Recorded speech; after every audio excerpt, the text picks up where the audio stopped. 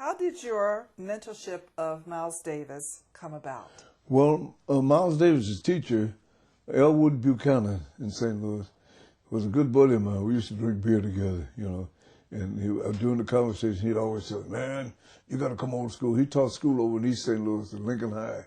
You got to come on to school and meet this little cat, Dewey Davis. His middle name was Miles Dewey Davis.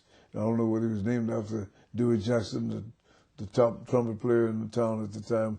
I understand that his dad's name was Dewey also, so I'm not sure.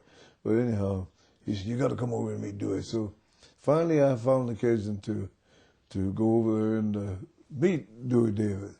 So when I went over to school, there was this little kid. He must have been this about this big. He was thin enough to ride a rooster. Little skinny Miles Davis. Yeah. Yes. Yeah.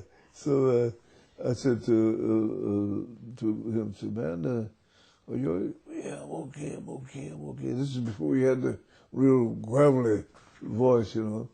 So I said, "Well, we want to hear you play something." So he started playing, and he was wailing away, playing beautifully then. But he always loved a gentleman that we all loved, Harry James.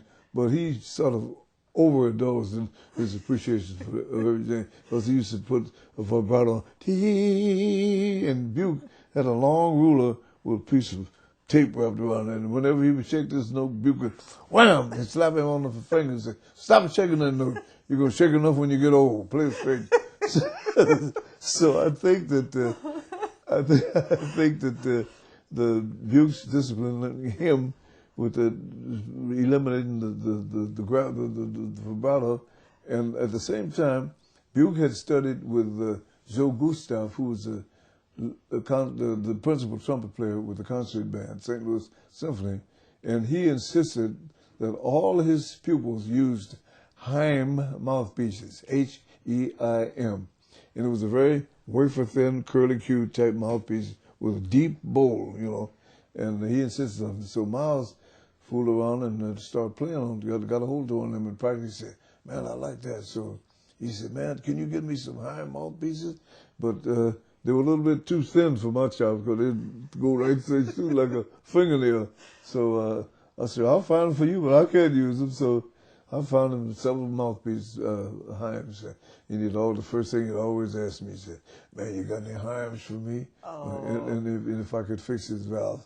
I had a way of turning the valves, maybe an eighth of an inch, all the way around and bending them back and forth. And it made the springs a little bit lighter. You know, you could say, "Brr," you could almost fly, you know.